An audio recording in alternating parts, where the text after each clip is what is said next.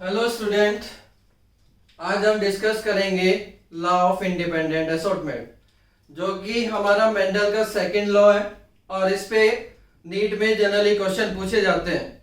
और मैं यहाँ पर जो बेसिकली मेरा पर्पस है इसको एक्सप्लेन करने का, मेरा यहाँ पर है कि क्रोमोसोम कैसे म्यूसियस के टाइम पर अपना बिहेवियर करते हैं, और क्योंकि क्रोमोसोम के ऊपर ही हमारे एलील प्रेजेंट होते हैं तो वो एलील कैसे सेग्रीगेट होते हैं। तो हमारे इस एग्जांपल में हमने दो करेक्टर लिए हैं। एक करेक्टर है सीड साइज का या शेप का, सीड शेप का, और दूसरा करेक्टर है कलर का। तो हम शेप और कलर के बेस पर दो करेक्टर हमने लिए हैं। और आपको पता है कि कोई भी अगर डिप्लॉयड ऑर्गेनिज्म है तो उसमें एक करेक्टर के लिए हमारे दो एलील होते हैं। तो हमने जो यहाँ पर पेरेंट्स लिए हैं इसमें हमने क्या किया है कि इनका प्योर लाइन लिया है, यानी दोनों करेक्टर के लिए हमने प्योर लाइन ली है। तो प्योर लाइन का मतलब क्या है कि अगर आप राउंड शेप की बात करते हो तो उसके लिए दो होमोजाइगस एलील है। भाई हमारा प्योर लाइन का मतलब है कि दोनों एलील अगर सेम है। दूसरा हमारा जो कलर है, कलर के लिए हमने लिया है यहाँ पर करेक्टर येलो, और दूसरा येलो एंड ग्रीन, मतलब हमारा जो कलर एक करेक्टर है उसके दो ट्रेट है, येलो और ग्रीन। तो यहाँ पर जो आपका येलो है वो डोमिनेंट है, तो इसके लिए दो होमोजाइगस एलील है डोमिनेंट कंडीशन में। और अगर हम ग्रीन रिंकल्ड के लिए बात करते हैं तो ग्रीन रिंकल्ड के लिए हमारा जो ग्रीन के लिए एलील है वो स्मॉल वाई है, और रिंकल्ड यानी जो शेप के लिए है वो हमारा स्मॉल है। तो ये हमने दो पेरेंट्स लिए दो कैरेक्टर के लिए, यानी मेल और फीमेल दो कैरेक्टर के लिए हमने इनको प्योर लाइन बनाया। ठीक है, तो अगर ये प्लांट मियोसिस करता है और मियोसिस करके ये गैमीट प्रोड्यूस करेगा, तो गैमीट कैसे प्रोड्यूस करेगा, एक ही टाइप के एक पेरेंट गैमीट प्रोड्यूस करेगा। यानी आपका यहाँ पर जो गैमीट आएंगे उस गैमीट में कैपिटल आर और कैपिटल वाई हो सकता है। दूसरा अगर ये प्लांट करेगा तो ये भी एक ही टाइप के सेम टाइप के गैमीट बनाएगा, स्मॉल आर स्मॉल वाई। ठीक है, और ये जो हमारे जीन है या एलील है ये हमारे डिफरेंट क्रोमोसोम पर है, यानी ये आपके एक पार्टिकुलर होमोलोगस पेयर पर है और दूसरा ये एक दूसरे डिफरेंट क्रोमोसोम पर है, यानी नॉन होमोलोगस क्रोमोसोम पर हमारे ये दो डिफरेंट जीन प्रेजेंट है। अब देखिए इसमें जब ये गैमीट फर्टिलाइज करेंगे और फर्टिलाइज करके F1 जनरेशन बनाएंगे, तो इस F1 जनरेशन में जो इनकी F1 जनरेशन बनने के बाद यानी पूरा प्लांट प्रोड्यूस होने के बाद अब उसकी जो रिप्रोडक्टिव सेल्स है वो वहां पर मियोसिस करके गैमीट बनाएगी।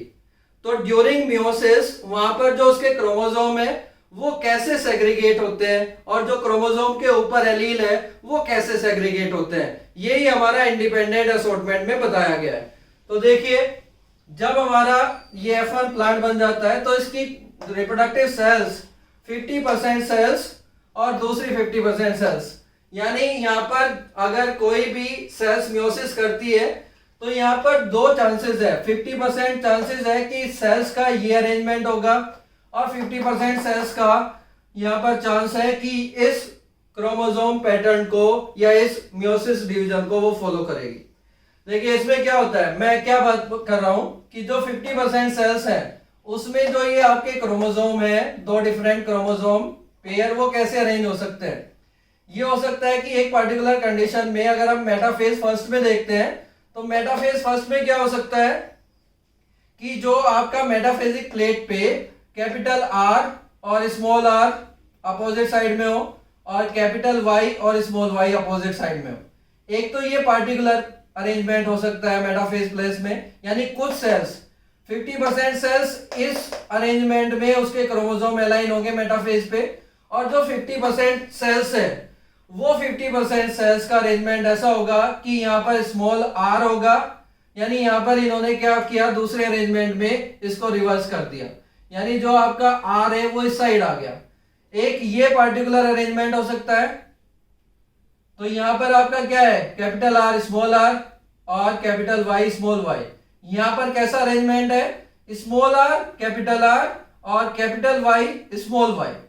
तो हमारी जितनी भी प्लांट के अंदर रिप्रोडक्टिव सेल्स है जो मियोसिस करके गैमीट प्रोड्यूस करती है, वो 50% तो यहां पर इक्वली लाइकली चांस है कि ये अरेंजमेंट कर ले मेटाफेज पे, या फिर वो इस अरेंजमेंट में चली जाए 50%। यानी हर सेल की 50% प्रोबेबिलिटी है, या तो वो इस अरेंजमेंट को कर सकती है मेटाफेज में, या फिर इस अरेंजमेंट को कर सकती है मेटाफेज में। तो इसका मतलब यहां पर है कि हमारे जो क्रोमोसोम है, जो डिफरेंट नॉन होमोलोगस क्रोमोसोम है, वो इंडिपेंडेंटली यहां पर अपने आप को अरेंज कर सकते हैं मेटाफेजिक प्लेट पर। अब जब एनाफेज फर्स्ट होगा तो ये सेग्रीगेट होंगे, एक होमोलोगस पेयर ये, एक होमोलोगस पेयर ये, तो ये सेग्रीगेट होंगे। जब ये सेग्रीगेट होंगे उसके बाद क्या होगा कि एनाफेज फर्स्ट में ये सेग्रीगेट हो जाएंगे। फिर ये मेटाफेजिक प्लेट में अगर ये पार्टिकुलर डिवीजन फॉलो हो रहा है तो इसमें क्या होगा कि यहां पर ऐसा अरेंजमेंट हो सकता है, यानी जो आपका बेसिकली सेपरेट हुए और सेपरेट होने के बाद वहां पर दो सेल्स बनी, तो कुछ सेल्स में ये अरेंजमेंट हो सकता है, यानी कैपिटल आर और वाई, यानी एक सेल्स अगर हम इसको देखें तो इससे दो सेल्स बन गई।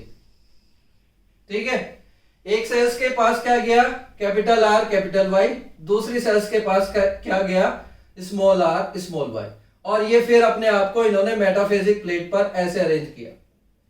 दूसरी हमारी जो सेल्स है, यानी इस टाइप की जो सेल्स में हमारा डिवीजन हो रहा है, इसमें क्या होगा कि जो आपका इससे भी दो सेल बनेगी, तो इसमें क्या होगा स्मॉल आर कैपिटल वाई के साथ जाएगा और कैपिटल आर स्मॉल वाई के साथ जाएगा। ठीक है, इतना क्लियर है। तो अब हम देखेंगे कि एनाफेज सेकंड फॉलो होगा, और एनाफेज सेकंड में हमारे जो ये होमोलोगस क्रोमोसोम पेयर है, इसमें हर क्रोमोसोम के पास दो क्रोमेटिड है, यानी हम कह सकते हैं कि हर क्रोमोसोम के पास दो एलील है। भाई आपका रेप्लिकेशन में क्या हुआ कि एलील कॉपी हो गए, तो कॉपी होने से क्या हुआ कि यहां पर हर क्रोमोसोम के पास दो क्रोमेटिड हुए जिनके पास दो दो एलील है।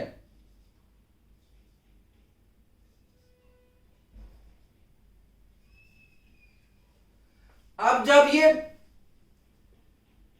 एनाफेज सेकंड के बाद इन से हर सेल क्या करेगी दो सेल बनाएगी, तो दो सेल बनाएगी तो इसमें कैसे डिवीजन होगा, यहां पर क्रोमेटिड डिवाइड हो जाएगा, तो कैपिटल आर कैपिटल वाई ये एक साथ चले जाएंगे और कैपिटल आर कैपिटल वाई एक साथ चले जाएंगे।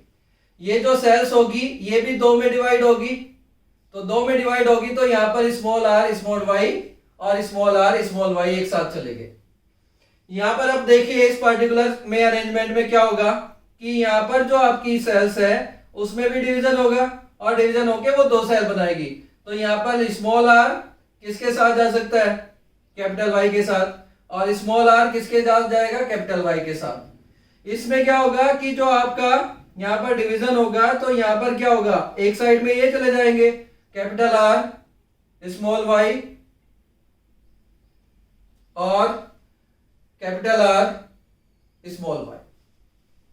तो आप देखो कि अगर हमने यहां पर ये F1 प्लांट लिया, F1 जनरेशन ली, और इससे हमने देखा दो कैरेक्टर हमने लिए और उससे हमने देखा कितने टाइप के गैमीट प्रोड्यूस हुए, तो यहां पर देखिए ध्यान देने वाली बात है चार टाइप के गैमीट बने, एक ये गैमीट, एक ये गैमीट, एक ये गैमीट और एक टाइप के ये गैमीट, 4 टाइप के गैमीट बने।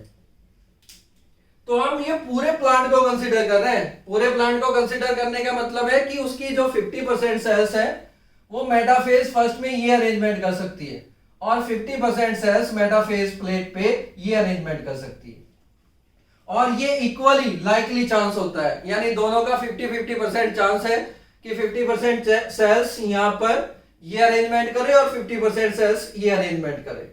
तो यहां पर अगर हमने दो कैरेक्टर लिए हैं जिनके की 4 एलील है, अगर वो क्रोमोसोम पर यानी क्रोमोसोम इंडिपेंडेंटली यहां पर मूव करते हैं, सेग्रीगेट करते हैं एक दूसरे के, एक ये अरेंजमेंट ये एक अरेंजमेंट, तो हमारे क्या होंगे 4 टाइप के गैमीट प्रोड्यूस होंगे। तो अगर इंडिपेंडेंट असॉर्टमेंट नहीं होता तो फिर क्या होता, सिर्फ यही अरेंजमेंट होता या ये अरेंजमेंट होता, या तो जितनी भी सेल्स है इस तरीके से डिवाइड करती या जो सेल्स है वो इस तरीके से डिवाइड करती। तो रिजल्ट क्या होगा, ओनली दो टाइप के सेल, ओनली दो टाइप के गैमीट्स वो प्लांट प्रोड्यूस करता इन दो कैरेक्टर के लिए।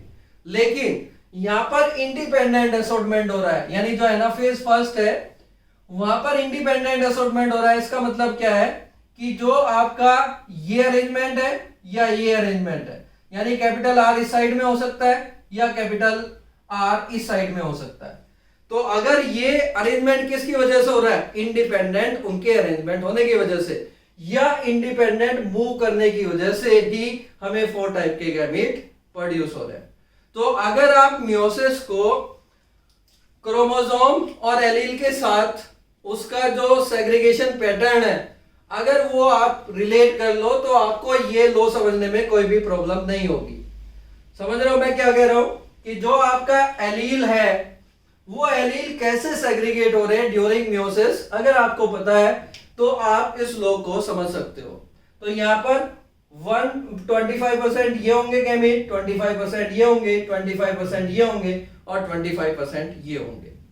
अगर मैं आप इसको सिंपली बताऊं जो आपकी बुक में दिया हुआ है तो बुक के अकॉर्डिंग मैं इसको एक्सप्लेन कर देता हूं, तब आपको समझ में आ जाएगा कि मैंने जो एक्सप्लेन किया है उसका मीनिंग क्या है।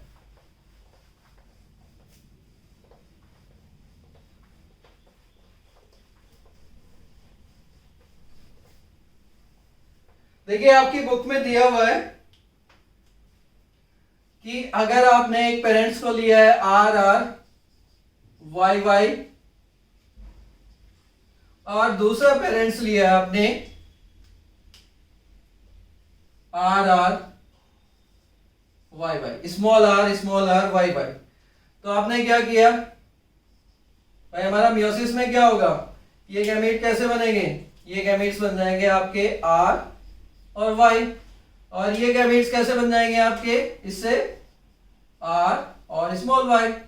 अब जब इन दोनों का फर्टिलाइजेशन होगा इन दोनों गैमीट का, तो यहां पर क्या कंडीशन बनेगी, कैपिटल आर कैपिटल वाई, और इस कैपिटल आर के साथ क्या आ सकता है आर, और इसके साथ आएगा वाई। तो ये हमारा बना F1, और इस F1 को हम बोलते हैं डाई हाइब्रिड। डाई हाइब्रिड का मतलब क्या है कि ये दो करेक्टर के लिए हाइब्रिड है, दो करेक्टर इस सिंगल प्लांट में है या दो करेक्टर के जीन इस सिंगल प्लांट में है, इसलिए हम इसको डाई हाइब्रिड कहते हैं। अब इसके बाद इसका हम सेल्फ क्रॉस करते हैं जैसा कि एनसीईआरटी ने दिया हुआ है। अगर हम सेल्फ क्रॉस करेंगे, देखिए आपके दो पेरेंट्स होंगे मेल और फीमेल, ठीक है। तो अगर हम देखें तो एक पर्टिकुलर प्लांट को कंसीडर करो जैसे कि मैंने अभी बताया था आपको, तो यहां पर क्या क्या कंडीशन, कौन कौन से टाइप के गैमीट प्रोड्यूस होंगे, भाई मेल भी चारों टाइप के गैमीट बनाएगा जो अभी हमने एक्सप्लेन किया, और फीमेल भी। तो यहां पर क्या होगा कि जो आपका आर है वो इसके साथ जाएगा, आपका जो आर है वो किसके साथ जा सकता है, स्मॉल वाई के साथ, और जो आपका स्मॉल आर है वो किसके साथ जा सकता है, कैपिटल वाई के साथ, और जो आपका स्मॉल आर है वो आपका स्मॉल वाई के साथ भी जा सकता है। तो ये चार टाइप के गैमीट ही मैंने वहां पर बताए हैं, यानी जो आपका डाई हाइब्रिड है जो कि दो कैरेक्टर के लिए है, भाई ये आपके एक होमोलोगस क्रोमोसोम पेयर है पर एलील है, और ये एक होमोलोगस क्रोमोसोम पेयर पर एलील है, जैसा कि मैंने अभी एक्सप्लेन किया है। तो क्या होगा कि जो आपका एक पर्टिकुलर प्लांट है फीमेल वो ये गैमीट प्रोड्यूस करेगा, और दूसरा भी यहां पर सेम टाइप के, क्योंकि दोनों का जीनोटाइप हम सेल्फ क्रॉस करवा रहे हैं, तो R Y R small Y small R capital Y and small R small Y. अब देखिए इनका हम क्या बनाते हैं, यानी कोई किसी के साथ भी, ये चार टाइप के गैमीट है तो वो कोई किसी के साथ भी फ्यूज कर सकता है, जो आप जानते हो, और उसको आप बना भी सकते हो। लेकिन जो आपके यहां पर फिनोटाइप आएंगे, जो F2 फिनोटाइप आएंगे उनको मैं एक डायरेक्टली आपको बता सकता हूं, मैं ये क्रॉस नहीं कर रहा हूं कि इसका फ्यूजन इसके साथ होगा, इसका ये बनेगा, इसके साथ ये जाएगा, इसके साथ ये जाएगा, तो वो तो आप अपनी एनसीईआरटी बुक में भी देख सकते हो। लेकिन मैं आपको एक सिंपल तरीका बता सकता हूं फिनोटाइप को याद करने के लिए। देखिए, according to law of segregation, अगर मैं एक कैरेक्टर लेता हूं, जैसे अगर मैं शेप का कैरेक्टर लेता हूं, तो अगर मैं शेप का कैरेक्टर लेता हूं तो शेप के बेस पर देखिए सेग्रीगेशन होता है 3:1 में, यानी 3 राउंड बनते हैं और आपका क्या होगा 1 क्या बनेगा रिंकल्ड। भाई ये कैरेक्टर के लिए होता है ना। अगर मैं यहां दूसरा कैरेक्टर भी लूं तो दूसरे कैरेक्टर के लिए क्या होगा कि यहां पर 3 येलो बनेंगे और 1 ग्रीन बनेगा। यहां पर भी क्या होगा, इसी को लिख लेते हैं हम, 3 येलो और 1 ग्रीन। ठीक है, तो अब देखिए यहां पर ये इसके साथ भी जा सकता है, यानी आपके क्या हो गए 3 × 3 9, आपके क्या हो गए राउंड येलो। और यहां पर देखिए ये इसके साथ जा सकते हैं, तो आपका क्या हुआ 3 राउंड ग्रीन। अब यहां पर देखिए ये इसके साथ जाएगा तो 3 येलो रिंकल्ड, ये इसके साथ जाएगा तो 1 रिंकल्ड ग्रीन। यानी आपकी रेशो कितनी आ गई 9:3:3:1। यानी हम एक सिंपल ये अगर फॉर्मूला यूज कर ले तो आपको इससे किसी भी प्लांट के जो F2 जनरेशन है उसको आप पता लगा सकते हो।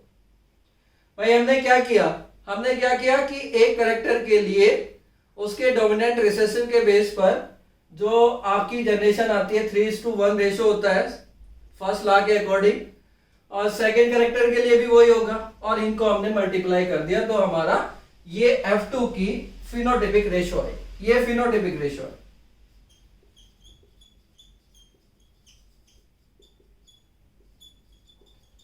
और जीनोटाइप कैलकुलेट करने के लिए आपके पास सेपरेट एक फॉर्मूला है, या आप इस मेथड से भी कर सकते हो। तो यहां पर हमने क्या किया, ये जो सेल्फ क्रॉस है इसको आप क्या बोल सकते हो dihybrid cross. Dihybrid cross क्यों बोलोगे, क्योंकि ये जो आपका हाइब्रिड है ये 2 कैरेक्टर के लिए, इसलिए हम इसको बोलते हैं डाई हाइब्रिड। अगर हम इसको सेल्फ क्रॉस करेंगे तो उसे हम बोलेंगे डाई हाइब्रिड क्रॉस। तो आपको एक प्लांट अगर 2 कैरेक्टर के लिए हमें देखना है तो उसके जो एलील है दोनों कैरेक्टर के लिए वो डिफरेंट क्रोमोसोम पर है, नॉन होमोलोगस क्रोमोसोम पर है, तो वो कैसे सेग्रीगेट हुए ड्यूरिंग मियोसिस वो मैंने आपको बताया, और फिर उसके बेस पर मैंने बताया कि वो कितने टाइप के गैमीट प्रोड्यूस कर सकता है। ठीक है, थैंक यू।